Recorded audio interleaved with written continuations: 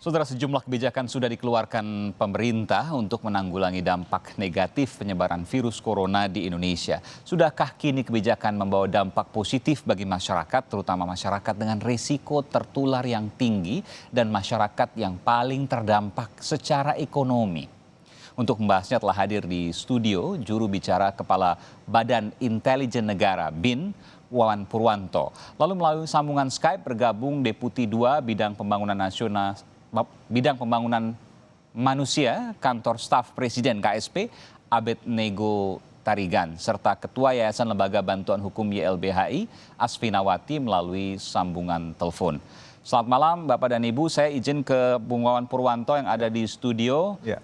Juru bicara Badan Intelijen Negara. Ya. Pertanyaan pertama saya, Bung Wawan, BIN memprediksi tidak disampaikan langsung oleh Kepala BIN atau dari BIN, Anda misalnya, tapi disampaikan oleh sejumlah pejabat, diantaranya adalah Kepala BNPB, Pak Doni Munardo, dan juga Menteri Keuangan, Sri Mulyani, yang ungkap bahwa data BIN pada bulan Mei 2020, bulan depan, maka penderita positif corona di Indonesia mencapai 95.000 orang lebih. Betul datanya seperti itu? Bagaimana Anda bisa menjelaskan? Ya, sebetulnya ini kan yang mengungkap dari pejabat lain ya. Harusnya rahasia. Tapi Anda mengatakan bahwa ini harusnya rahasia karena ini data yang luar biasa sesungguhnya. Sebetulnya ya namanya data intelijen kan. Nah, data intelijen memang untuk kebutuhan pemerintah. Ya. Tapi ini sudah menjadi viral gitu ya. Tapi prinsipnya adalah bagaimana supaya kita ini bisa mencegah ini semuanya. Dan itu bisa dilakukan upaya pressure terhadap angka-angka itu sehingga kita bisa terlampaui menjadi landai. Kita ingin masyarakat tidak panik tapi juga jangan menganggap sepele. Masyarakat sebaiknya mengikuti instruksi, himbauan, dan ajakan dari kementerian lembaga terkait dan juga para tokoh agama, tokoh masyarakat. Kita ingin semuanya bisa mengatasi secara baik. Jangan sedikit-sedikit eksodus.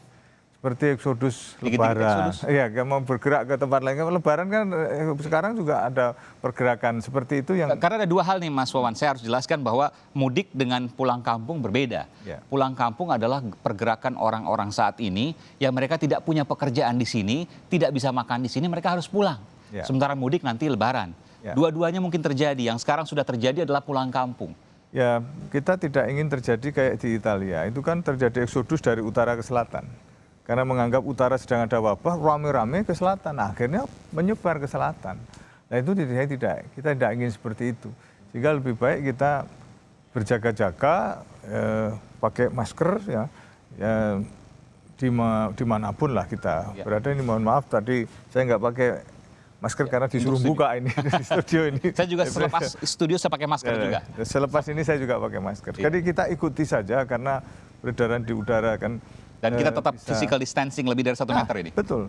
Nah itu yang kita harapkan, disiplin daripada masyarakat. Dan kita sudah upayanya itu luar biasa dan sekarang kita penegak hukum juga melakukan langkah-langkah bagi yang gerombol-gerombol sampai waktu yang sudah larut dan sebagainya, maka diambil tindakan. Oke, berdasarkan data pengamatan Badan Intelijen Negara, apakah masyarakat mayoritas sudah mengikuti apa yang dikehendaki, apa yang dianjurkan, apa yang diminta oleh pemerintah? Pasang surut ya. Kadang-kadang memang ya mereka bosan juga gitu. Mereka sebetulnya ingin nurut gitu. Tapi ada juga yang tidak. Karena kebosanan itu yang perlu kita waspadai. Sekian hari, sekian minggu di rumah gitu ya. Kemudian mau ingin ada pergerakan ke sini. Nah ini yang mesti bagaimana dia bisa menciptakan kesadaran diri, toh juga untuk mereka sendiri. Dan mereka mungkin tidak mungkin belum kena, tapi bisa menjadi carrier. Betul. Carrier ini yang justru kita perlu waspadai. Tanpa gejala mereka menularkan. Karena bisa begitu. Nah, kita terus menghimbau ini sampai ke lapis bawah, kemudian semua elemen masyarakat, kementerian lembaga dan Pemda terus bergerak bagaimana supaya disiplin masyarakat itu terus digedor. Kita juga sampaikan melalui publikasi berbagai media massa, media sosial, dan media lainnya supaya masyarakat bisa Baik. mengambil langkah-langkah. Jadi kesimpulannya belum semuanya masih pasang surut, belum disiplin. Saya ingin mengambil sebuah kesimpulan, nanti koreksi jika saya salah. Ya. Anda menyebutkan dua, tadi pertanyaan saya satu. Yang pertama adalah ketika mudik itu tetap dilakukan, atau pulang kampung yang saat ini dilakukan, dan kemudian masyarakat tidak disiplin, maka 95.000 penderita positif pada bulan depan, bulan Mei, akan terjadi. Ya, kita ingin berharap itu tetap kita lakukan sulit treasure mengatakan itu. seperti itu. Kita ingin masyarakat menyadari sepenuhnya. Meskipun data BIN, Anda yakin bahwa ini bisa dihalau, bisa ditekan, asalkan dua hal tadi. Disiplin. Kita ingin disiplin. Dan BIN dan juga beserta aparat keamanan dan aparat kesehatan semua bergerak everyday. Setiap hari kita mendatangkan peralatan-peralatan, kemudian obat-obatan, kemudian APD, kemudian Tunggu sebentar, ini agak lucu juga nih. Kalau manusia, pergerakan, massa itu mungkin intelijen bisa mendekat. Ini virus, apa yang dilihat oleh intelijen? Kita kerjasama dengan berbagai kementerian terkait, misalnya Eijkman, ya, laboratorium Eijkman, kemudian dengan UI, kemudian dengan berbagai universitas lain, UNER misalnya, kemudian universitas lain yang punya lab, ITB, kemudian juga rumah sakit, ya, rumah sakit kayak Persahabatan misalnya kita ya terus ya, kemudian Gatot Subroto dan rumah sakit lainnya dengan BNPB juga tentunya ini kita terus bergerak melakukan upaya-upaya itu dan kita bahu-membahu untuk saling menopang dengan lab-lab inilah para ahli terutama virologi itu bekerja sama dengan Badan Intelijen Negara untuk bisa menemukan temuan-temuan baru dan bagaimana misalnya vaksin bisa ya seperti itu yang kita lakukan. Cepat. Memang ini perlu waktu memang ya, dan tapi dengan menggandeng para ahli tentu saja ini akan lebih memudahkan ketimbang kita berdiri sendiri begitu, dan ini terus dilakukan progresnya dan kita lakukan join ya, termasuk juga kerjasama dengan luar negeri. Dan intelijen ada ahli-ahli di bidang laboratorium itu? Memang kita meng-hire para ahli itu untuk membantu dari suatu pergerakan kan memang kita Polexos Butankam semuanya itu ya, dan ini semua kita harus all out untuk bagaimana mengatasi itu dan angkanya bisa terus kita lakukan. Baik, saya ke Mbak Asfinawati, Direktur Yayasan Lembaga Bantuan Hukum Indonesia YLBHI. Bisa mendengar saya jelas, Mbak Asfina? Iya, bisa. Ya. Apa catatan Anda dari apa yang kemudian saya perbincangkan dengan Bung Wawan Purwanto, juru bicara Kepala BIN? Iya, sebetulnya kan Pak Wawan tadi sudah menunjukkan tingkat kegawatannya, begitu. Dan itu sebetulnya selaras dengan himbauan guru besar UI, tenaga-tenaga kesehatan dan ahli kesehatan masyarakat, serta dokter dan lain-lain.